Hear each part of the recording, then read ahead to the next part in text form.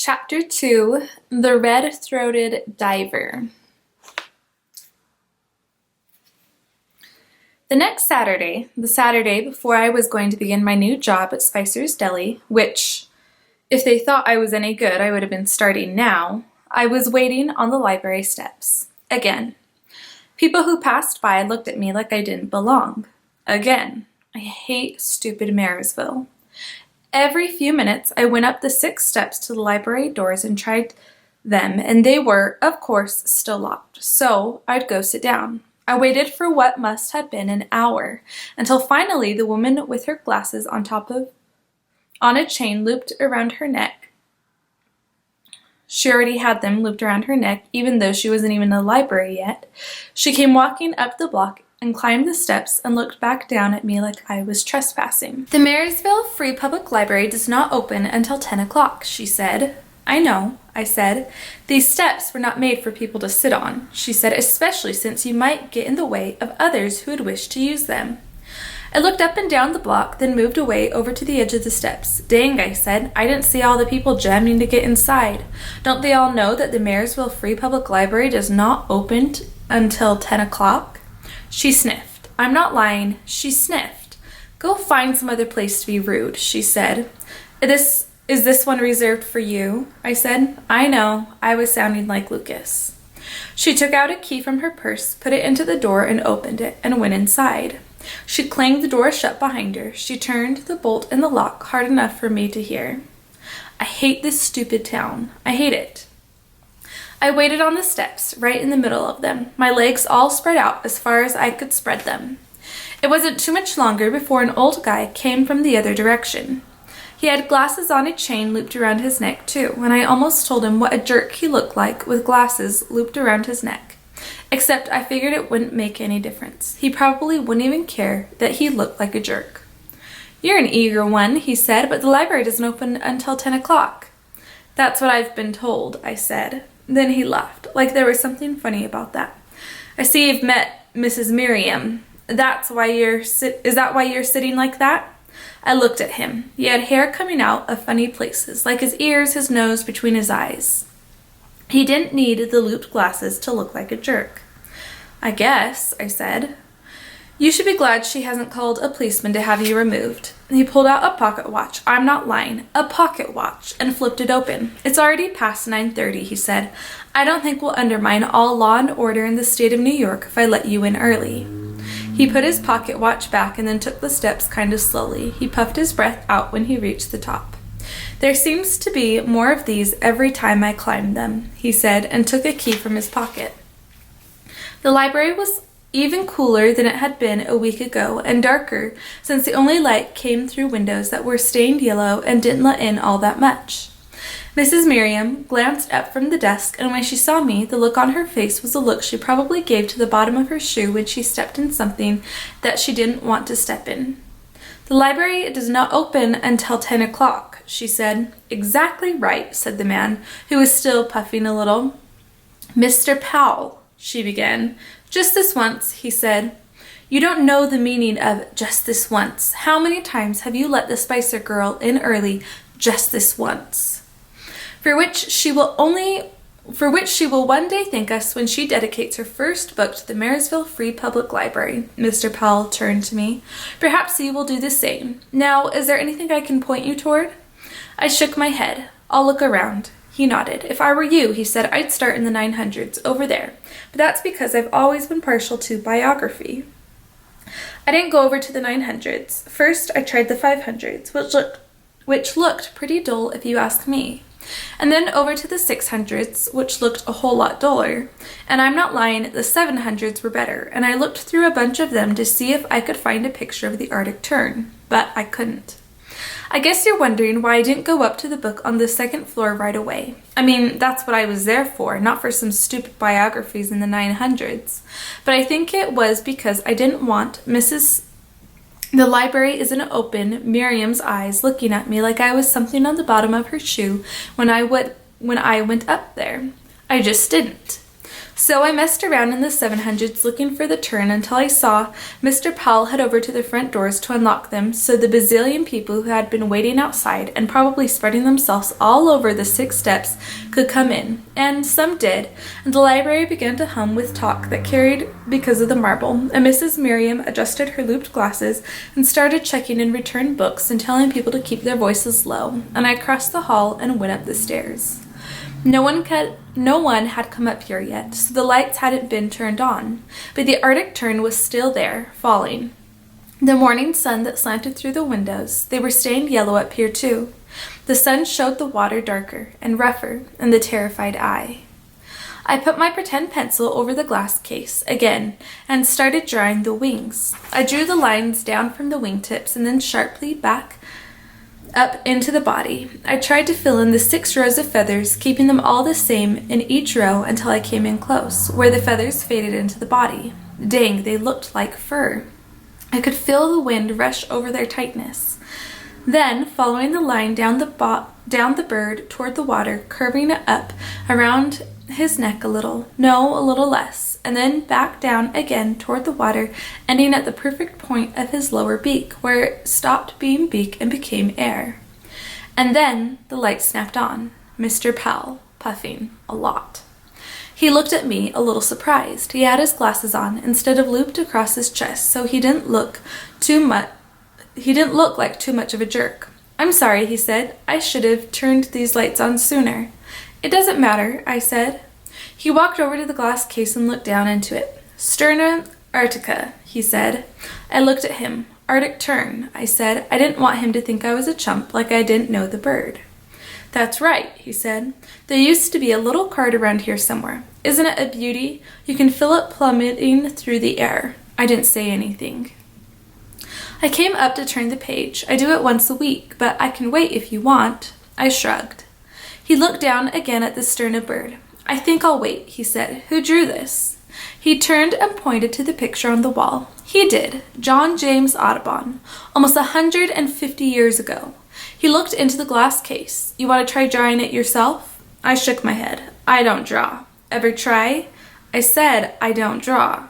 "So you did. I'll leave the book open to this page, and if you change your mind or want to read about the artist, I turned and left before he could finish. What a jerk. Didn't he hear me say I don't draw? Chumps draw. Girls with pink bicycle chains draw. I don't draw. Was he old and deaf? I hate this town. A week later, I wasn't at the library when it opened at 10 o'clock, and if you've been paying attention, you should know why. I was over at Spicer's Deli before 9, still tasting the salt and peppery fried eggs that my mother had made for me before I left. Mr. Spicer and Lil were standing by 2 wagons, and one was already packed with filled brown bags. "Lil will have the second one waiting for you by the time you get back from this first run," Mr. Spicer said. He handed me a drawn map with the houses of the customers marked and told me the order I should go in, which depended on how far away the houses were and how much ice cream was in the brown bags, which made a lot of sense since it was already somewhere up in the 80s probably, and the white haze in the air said it was going to be a whole lot hotter. "Do you want to warn him about Mrs. Windermere now or later?" said Lil. Mr. Spicer looked at her. "He doesn't have anything to worry about," he said. Lil looked at me and mouthed, "Yes, you do."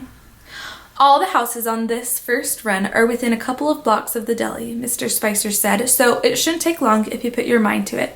You better get going before the ice cream starts to melt." So I got going. But I'm not lying, it wasn't so easy to match Mr. Spicer's hand-drawn letters to the letters on the street signs, and so it probably did take a little longer than it would have for someone who lived all his life in stupid Marysville, which Mr. Spicer didn't seem to understand as well as he should. "You have to pick up the pace if we're going to get all these orders delivered," he said when I got back. I nodded. "Lil's got the next wagon all set, right? Here's the map. You'll get to know all of these by heart, but you have to keep your mind on it this time." "Terrific." "Are you going to warn him about Mrs. Windermere yet?" said Lil. I set out again, dragging the wagon behind me. After 10 minutes, I had no idea how to find any of the streets on the map, and so I had to stop and ask someone who was edging the lawn in front of her house, like it really mattered to anyone if her grass was cut in a straight line. I held out the map and asked if she knew where the street was for the first house. She put down her edger, took off her garden gloves, and looked at the map. "That's Gardenier. That's this street," she said. She pointed up at the sign on the corner. "Didn't you see it?" "No, I didn't see it, jerk. I wouldn't have asked you if I had seen it, would I?" That's what I wanted to say. "So number 19 would be," I said, "a few houses down on the other side. Evelyn Mason's place." She pointed. "It's the bright yellow one with the white impatiens under the porch." I headed down to Evelyn Mason's place with the stupid white impatiens under the stupid porch, knocked on the stupid door, handed over the stupid bag of groceries, showed her the stupid map, and said, "I have to get over to," and she pointed the way. That's how I got by the rest of that Saturday morning. I showed the customers the map, and they pointed the way. It worked pretty well, until Ernie Echo drove by, and he said what I was doing,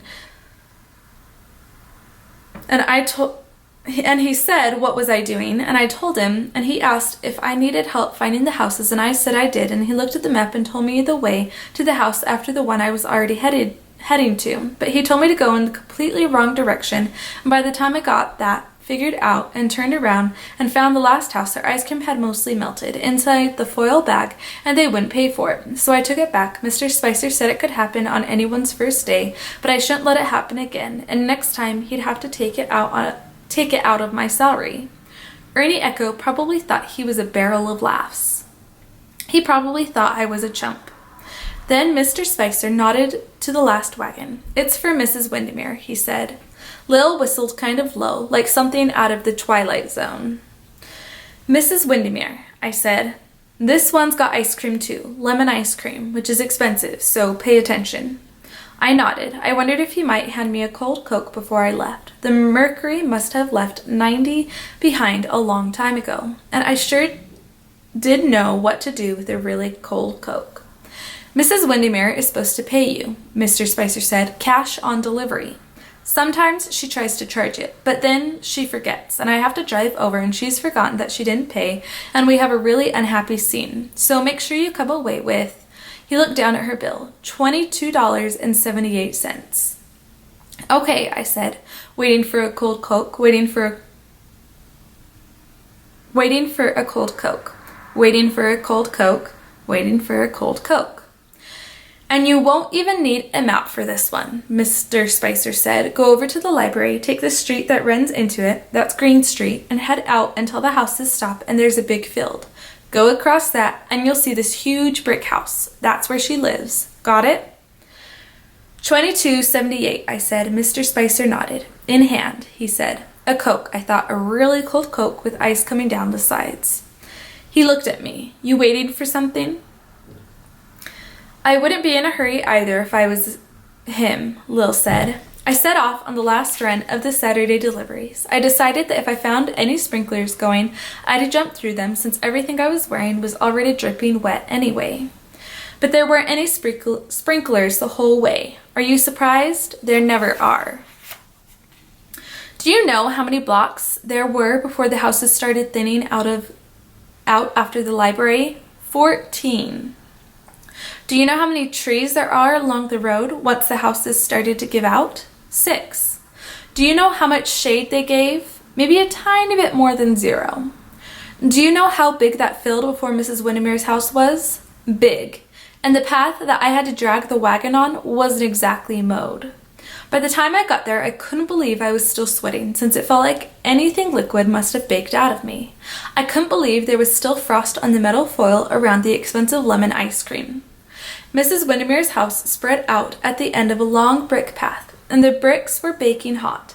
That led up from the road through gardens on either side that had just been sprinkled with sprinklers, which were turned off now, of course, and then past some tall evergreens, and then into some high trees that finally spread some shade down onto the world, and then through some more gardens with flowers that I would have died to bring home to my mother, and finally more baked bricks right up to the house. It was the biggest house I'd ever seen that one person owned.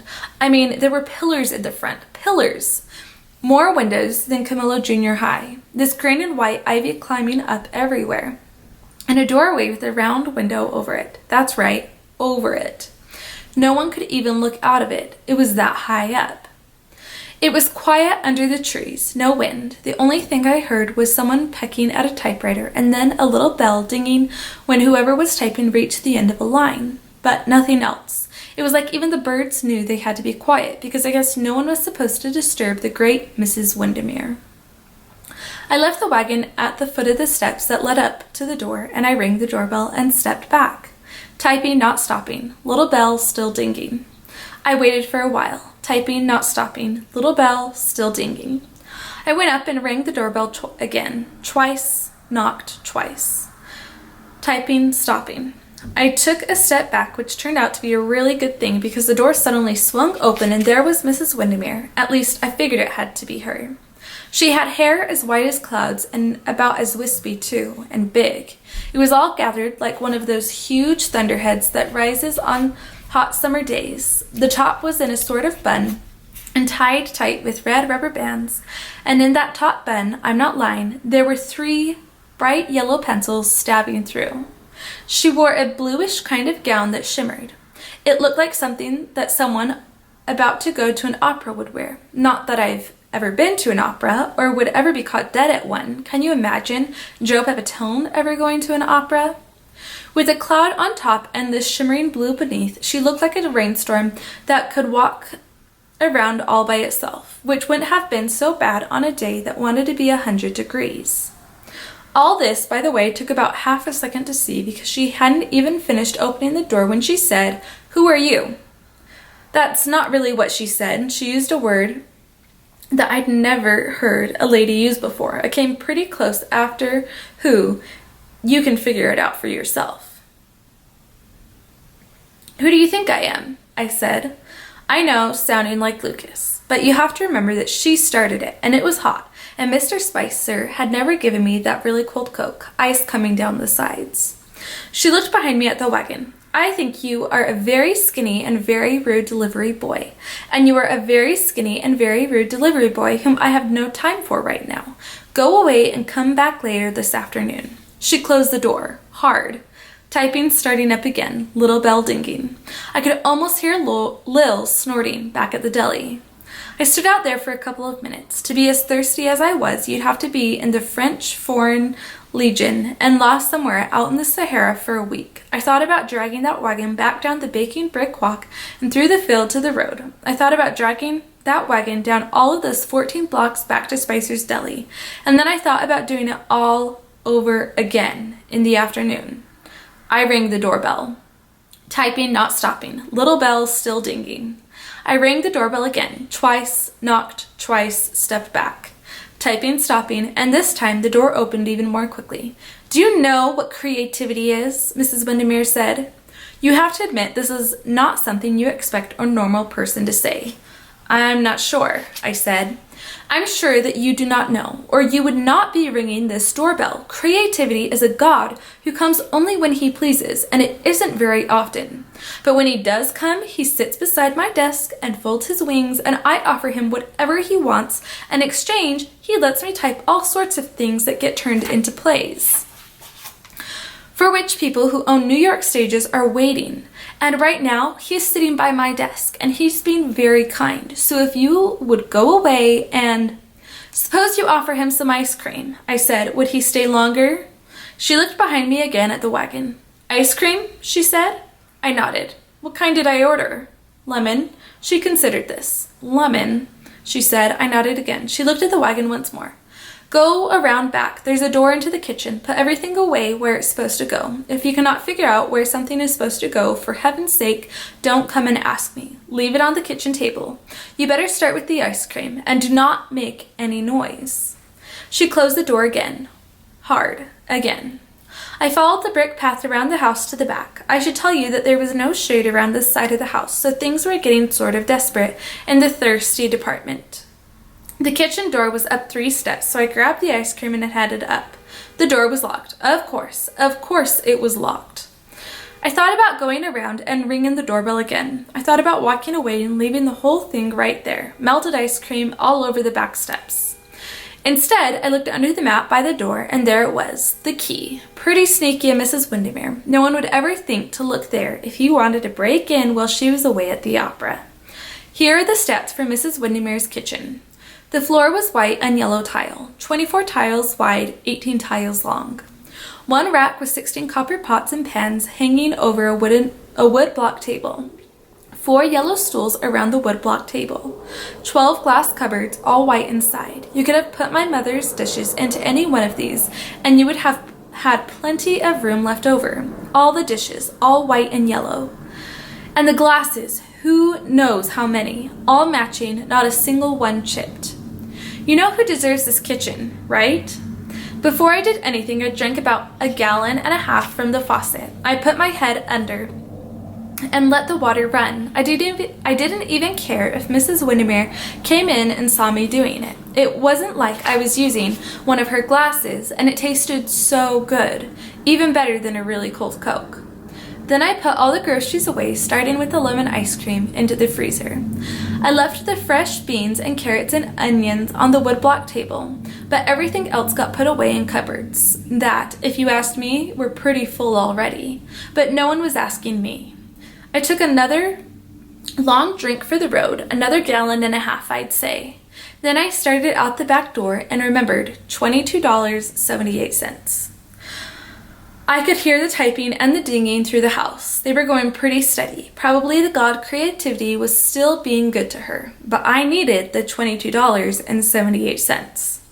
I swung open the door out of the kitchen and went into a dining room. It was cool and dark and full of roses, big red ones on black wallpaper, and big red ones in a vase in the middle of a dark table that looked like it should be in a museum or something.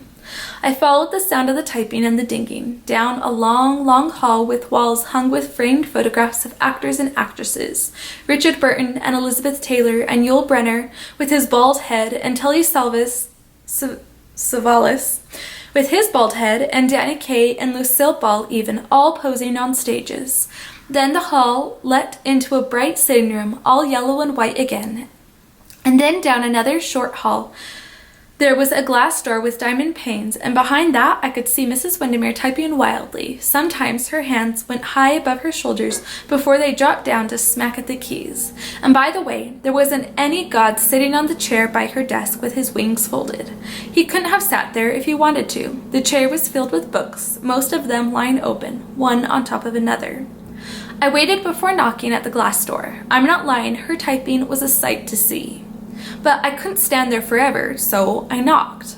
Typing, not stopping. Little bell still dinging. I knocked again, twice. Without turning around, she waved her hand to shoo me away, so I knocked again. Both hands up above her shoulders this time, both hands dropping down to the typewriter. She turned around slowly. There was this look on her face that, well, if she had reached for one of the sharp pencils stabbed through her bun, I would have been gone. "What is it now?" she said. "I have the bill," I said, $22.78. You have to remember that we were talking through the door here, which made the whole thing kind of weird. It was like I was talking through glass to some sort of prison inmate. "Put it on my account," she said. She turned back to the typewriter to sort out all the keys that were jammed together now. "I can't," I said. "Mr. Spicer wants me to bring the cash back to him." She was working over her typewriter. "Mrs. Windermere," I said. "Ugh," she said, "I'm not lying." "Ugh," just like that. When she stood up and grabbed the door handle, which was glass too, by the way, and threw the door open. "You fix the typewriter key," she said. "I'll get the money." I went into the room. It was bigger than I had thought. Its walls kept going back, and every wall had dark wood bookshelves to the ceiling, and every bookshelf was crammed. Out on the floor, there was a round table heaped with books. Beside that was a dark couch covered with rows of books. Everywhere on the floor, piles of books leaned into each other. On the sides of her desk and in front of her desk, more piles leaning. I never thought that one person could own so many books.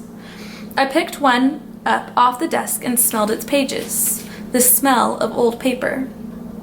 I worked at separating the keys in her typewriter. I found out pretty quickly that the trick is to take one key at a time and just let the ink get all over your hands. And I got most of them done by the time Mrs. Windermere got back. She threw $25 at me. "I don't think I have any change." I said. "Keep it," she said. "Splurge. Go on a shopping spree. Book a trip to Monte Carlo. Do whatever you want, but do it away from me." "Here, stop fussing with that. You'll just get everything all inky." She took over the typewriter keys, and I think by the time I backed out of the room with the $25, she had forgotten I was there. $2.22. It was the only tip I had gotten all day, but it was a good one. $2.22. Do you know what you can do with $2.22? I had never had that much money all my own. $2.22. So maybe it was because I was thinking about the $2.22 that I turned the wrong way in the short hall and got into a room I hadn't been in before. It was all light blues with white furniture and a white fireplace with small stone lions on either side, and another vase on a dark table filled with pink roses. And over the fireplace, a huge picture of birds, the same size as the one of the Arctic tern, and by John James Audubon again, you could tell. But this one was different. One bird was the mother. Two were swimming away, doing what they felt like doing, not even looking at her. And there was a small bird, pretty young. It was looking like maybe it wanted to swim where the other two birds were, but maybe not. And anyway, he was afraid to try. And the mother, her neck was turned all around about as far as it could possibly go, and she was looking far away at something a long way out from the picture. She was looking at a place she wanted to go but couldn't because she didn't know how to get away. There were flowers beside her. I stood there looking at that picture for a long time, even after the typing and digging started up again. The little one didn't know what he wanted to do at all. I reached up and touched the glass over it. Cold. Then I found the kitchen again, went out, locked the door behind me, and hid the key in its so secret spot that no one would ever think to look in. I wiped my inky hands on the grass and dragged the wagon back to Spicer's Deli. When I pulled the wagon inside, Mr. Spicer looked at his watch, then at me, like I hadn't been paying attention. "Did you see Mrs. Windermere?" said Lil. "Yep," I said. I handed Mr. Spicer the $25. He counted it, took it to the register, and paid out my tip. "Pretty nice," he said. I nodded. "Well," said Lil. "Well, what?" I said. "I pay salary every other Saturday," Mr. Spicer said. "Okay," I said. I still had my $2.22 in hand. "That's fine." "I know. I'm a chump." "So what happened?" said Lil. Then Mr. Spicer handed me a Coke. "You remember, right, that I know what to do with a really cold Coke?" I did it, except the burp, since Mr. Spicer was right there. "Not a thing," I said when I finished. "You skinny thug," said Lil. I handed her the bottle. I burped when I got out onto the street. I'm not lying, it was a pretty good one. Birds flew out of the maples. I put the $2.22 in my pocket and went up to the library. Mrs. Merriam looked at me, then went back to whatever she'd been working on to let me know that I wasn't worthy of Her Majesty's attention. So what? So what? It wasn't like I needed her attention. I just came to the library to see if I could get that beak right, which I probably couldn't on account of how I don't draw, like I told Mr. Powell. So what? I went upstairs. The lights were on. Mr. Powell hadn't turned the page of the book. It was still open to the Arctic tern. But there was one thing that was different. There were 3 large blank sheets of paper on the glass display case, and there were 5 colored pencils, gray, black, green, blue, and orange, dark orange. They were all sharp. There was an eraser too, waiting like I had ordered them. I ran my hand over the glass top of the Arctic tern. Then I left. I didn't touch anything, since I don't draw, remember? That night at supper, my father asked if I started the job. I nodded. Did I get paid? Tips. Tips? That's all? Tips? Didn't I get paid for the day? I told him I got paid every other Saturday. He told me I was a chump, and he and my brother laughed at me like I was a jerk of the world, like I was never going to see any of that money, like I was about as useless as a rubber crutch. My mother turned and looked out the window at something far away. The next week, I ran into Lil Spicer 3 times. The first 2 times, I looked like a chump. The first time, I had finally jumped under a sprinkler because it was so hot the sidewalks were white and shimmering, and if there was any place within 10 miles to go swimming, I didn't know about it. I guess I got desperate, so I jumped under a sprinkler not so far from the library, and it was perfect. And I had just come out from under it when, of course, Lil Spicer turned the corner on her bike, looking as cool as if she had been in Monte Carlo or something. As soon as she saw me, she started to laugh. "Did you fall into a pool?" she said. It took her a while to say this, since she was mostly snorting. "No, I didn't fall into a pool," I said. "Did you?" "You did. You went under a sprinkler." I didn't say anything. "What would you have said?" "You're trying to stay cool by running under sprinklers, just like when you were a cute little boy instead of a skinny thug." "Yes, I'm trying to stay cool." "I suppose that's one way to do it." "Yes, it's one way to do it." Lil Spicer started to laugh again. "It's a pretty dumb way," she said. "Thanks for pointing that out," I said, and went on down the white-hot sidewalk, wishing that I wasn't squishing so much. You're leaving footprints," she pointed out. She was laughing so hard, she was almost crying. I hate this town. The second time was on Friday. I was heading toward the library, and yes, I know it's not open on Fridays, but who knows if a miracle might happen and it would be open after all. So I was heading to the library, and when I turned the corner, there, 2 blocks away, was my brother with a new group of criminals. It hadn't taken him long. They were in front of Spicer's Deli, probably figuring out how to rob it. My brother sat on a Stingray that wasn't his. I guess it belonged to some weaker member of the pack, and he was probably talking about how hard life was where we had come from, and how he'd been in knife fights that were for real, and how he'd even seen a teacher get knifed, which was all a lie. But when he pulled up his shirt and showed the long scar he had gotten from climbing over a fence, which is what he was doing right now, pulling up his shirt, who could tell it wasn't a scar from a blade? I moved back into the shadows beneath the tall maples in front of the library. I didn't move. That's how packs detect you. You move, they see you out of the corners of their beady yellow eyes, and then they swarm for the kill. Which is why I did not move when I felt a large, wet, sloppy plop drop down from the branches overhead. Large isn't the right word, and drop isn't either. Think pour down for drop down. And you have it about right. There was a rustle, and a crow flew away, grinning. I did not move. The plop slimed down my hair, over my ear, and then along my neck and into the collar of my t-shirt. And still, I didn't move. I waited. I could feel the bird poop starting to crust over in the heat, and still, I didn't move.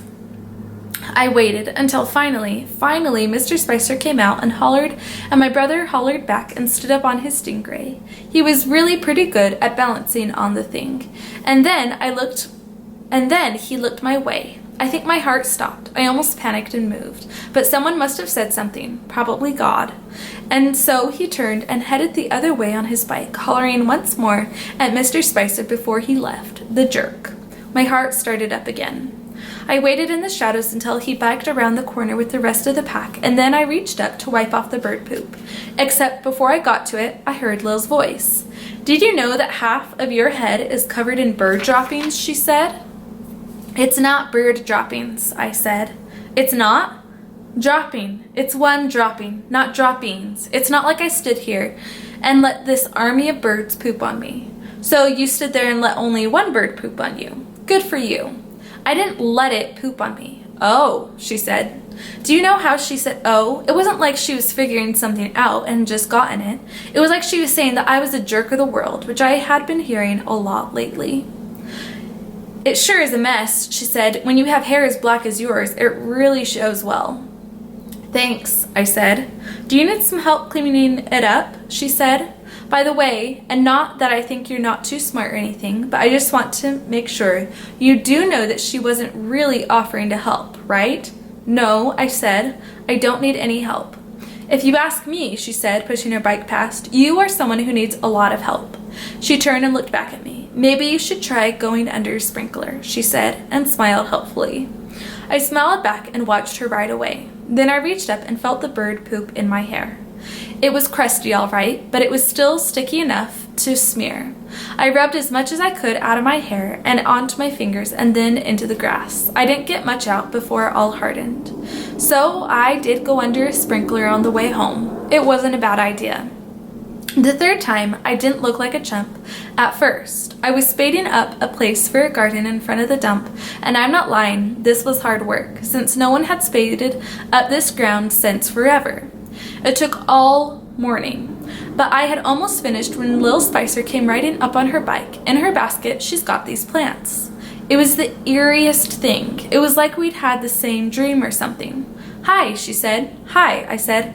"My mother sent these over," she said. "How did you know I was digging up a garden?" Lil got off her bike and put down the kickstand. My mother is weird like that when it comes to plants. She knows. She reached into her basket and held them up. "Daisies," she said. They were long and bright white blossoms fell out of the damp newspaper. We planted them together and watered them, and then tightened the soil around them. It means something, you know, when people plant things together. By the time we were done, these daisies were strutting their white hearts out in front of the dump, which didn't look quite so much like a dump anymore. "My hands are all dirty," Lil said. I almost reached out to hold them. I think she would have let me. How come when you're feeling good like this, something always happens to wreck it all? How come? So we're standing there, Lil and me, Lil holding her hands out, and my brother, my jerk brother, comes riding up on his stingray.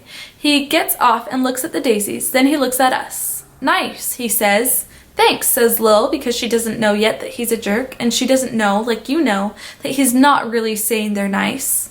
"Looks like they need some water," he says. My stomach starts to twist up. "They're fine," I say. "We've already watered them," says Lil. "Not enough," says my jerk brother, and he walks over and stands next to them. He leans down over the first flower and lets fall a glob of spit, about as big as the bird poop. It falls right into the flower and its head bobs down with the weight. Then my jerk brother leans over to the next flower. He lets fall another glob of spit. Lil gets on her bike and rides away. My brother spits on every one of the flowers, big globs that he hacks up from deep in his lungs somewhere. "Looks a lot better now, don't you think, Duggo?" I stood there like a chump. You see how things never go right when you're feeling good? "You see how things never go right when you're feeling good," said my father that night. "You work like a freaking dog and get ahead in production because you've been doing a great job, and so you take a few more minutes for lunch to relax a little. Who cares? You're still making your quota, so who freaking cares?" But it turns out that Mr. Big Bucks Ballard cares, and he lays into you for coming back late, like it's going to cost him a whole $1.50. "We don't get things done around here by coming back late," he says to me when I come in. "Try not to make it a habit." "I'll make it a freaking habit if I feel like making it a habit," I almost said to him. And stuff like that. Through the meatloaf and green beans and canned peaches. "Who does he think he is?" said my father. I almost said that maybe Mr. Big Bucks Ballard thinks he's my father's boss, but I'm not an idiot. My father's hands were twitching like they wanted to flash out, and I didn't want them to flash out my way. So I shut up and ate, which is what he would have told me to do if I had said anything anyway. My mother mostly looked out the window. "Things never go right when you're feeling good," my father said again. After my father and my brother left, I helped my mother bring the dishes into the kitchen. "Thanks for the meatloaf, Mom," I said. "Thanks for the daisies," she said. "All dry," I said, that smile. The next Saturday's deliveries went better, mostly because I remembered the routes. Evelyn Mason on Gardener was waiting for me at the back door, which she held open as I carried her bags of groceries in and put them on the kitchen counter. "You're so skinny," she said. "I think that's everything," I said. "I want you to sit right down there and pour yourself a glass of milk," she said. Then she opened up the box of cinnamon donuts I had delivered. You don't know how much I love cinnamon donuts. I had 2 with a glass of milk. Evelyn Mason looked as happy as I probably looked. "I'll order some chocolate donuts for next week," she promised. I didn't tell her not to. On the next run, I got turned around and had to ask a mailman where the Loeffler house was. I showed him my map. "You need to be on Washington Street," he said. "It's parallel to this one, but 2 blocks that way." When I got there, Mr. Loeffler was sitting on his front porch with a light bulb in his hand. He stood up when he saw me turn the corner. "Exactly who I've been waiting to see," he said. "I'm not late." I said, No, I just need someone to change the bulb over the back door. I'm a little shaky on ladders, you know." I changed the light bulb while he held the ladder. I climbed down and looked at him. He looked a little shaky on the ground, too. "Anything else?" I said. We went all over the house and changed 6 light bulbs. He must have spent a lot of time in the dark. "That's just great," he said. He was pleased as all get out. You could tell. He handed me a $1 bill. "For services rendered," he said. On the last run in town, I went to the Daughertys first. They were the people whose ice cream had melted last Saturday. Mrs. Daugherty met me at the back door. 5 kids watched through the screen while she inspected the ice cream straight off. "Did the ice cream melt again?" the littlest one asked her mother. No, Phronsie, not this time. That's good, Phronsie said to me, because if it was melted, then Ben and Joel and Davy said they were going to have to kill you. I looked at the three boys. They smiled at me. Not really, they said. Don't be too short, Mrs. Daugherty said to me. And when all that was done, I had to head out to Mrs. Windermere's. It was a load pretty much like last week's, a little more than $23.65. Don't forget the money, said Mr. Spicer, and I promised I wouldn't. Don't ever turn your back, said Lillian, said Mr. Spicer. I warned you, she said. It was a day more than hot enough to make you work up a sweat, but the blue of the air went forever, and when the houses gave out and the road passed into the open field and there was just the sound of cicadas, Marysville didn't seem so bad. Except it would have been a whole lot better with a really cold Coke. Or if Joe Pepitone and I were walking side by side trading stories, and then we stopped for a while and threw in the field with the cicadas. That would have been even better. That would have been a whole lot better. So I was looking out into the field thinking about throwing with Joe Pepitone, and then this thing happened. Maybe the god of creativity flew by and brushed me with his wing. I don't know. But suddenly, out on the field, it wasn't Joe Pepitone I was throwing with. It was Lucas, which, just so you know, would never have happened. But I could see it. Lucas, back from Vietnam, and me, throwing out in the field on a blue summer day like that. Throwing back and forth, and the sound of cicadas, and bees, and high-up birds, and the leather smell of our gloves, and the ball smacking into them. Lucas laughing in the sun. It was almost like seeing a ghost. I got to Mrs. Windermere's, and I could hear her typing and digging, so I went around to the back door and found the cleverly hidden key and brought in her groceries and put them away, starting with the ice cream. Then I swung open the kitchen door and headed into the house to get the 2365. I followed the sound of her typing and dinging until I could see her through the glass door, typing madly in another opera dress. Pencils still stabbed through her hair, hands flying like birds in a panic. But before I knocked, I went into the blue room. I don't know how long I stood there, staring at the picture. I didn't even hear the typing and dinging stop, or Mrs. Windermere come into the room. Aren't they beautiful, she said. I nodded. What kind of ice cream did I order this week? Peppermint. What kind of birds are they? Audubon called them red-throated divers. They're a sort of loon. It's a lovely family group, I think. Peppermint? Some family, I said. No one's paying attention to the mother. Who could blame her if she took off? Look at them. A minute or so went by, and then Mrs. Windermere said in a voice as soft as the summer blue air, "Skinny delivery boy, you have it all wrong. Look how she's standing close to her little one. She's looking around to watch for the next spectacular thing that's going to come into his life." And I'm not lying. She was right. After dropping off the wagon and pocketing $10 for my pay, plus Mr. Loeffler's dollar, plus a $1.35 tip from Mrs. Windermere, and drinking a really cold Coke with Lil, and not telling her a thing about Mrs. Windermere, no matter how hard she tried to make me, and not burping until I got out on the street, I went to the library. Mrs. Merriam glanced up when I came in. "Oh, it's you," she said, in that disgusting thing on the bottom of my shoe kind of voice. I went upstairs. The lights were on, and Mr. Powell was standing by the glass case. He looked up at me as I came over. The 3 blank sheets of paper were still there, and there was another pencil. A light blue. I moved the sheets over and looked down at the Arctic tern. Those sharp wings, the neck, the beak, everything was dropping toward the cold, cold sea, the terrified eye. I let my hand follow the lines over the glass. I stopped over the eye. My fingers moved. "I don't think I know your name yet," said Mr. Powell. "Doug Sweattick." Mr. Powell held up the black pencil. "Mr. Sweattick, would you like to try to draw it?" he asked. "I don't know how," I said. "Then let's begin," said Mr. Powell, and I'm not lying. When I took the black pencil in my fingers, it felt spectacular.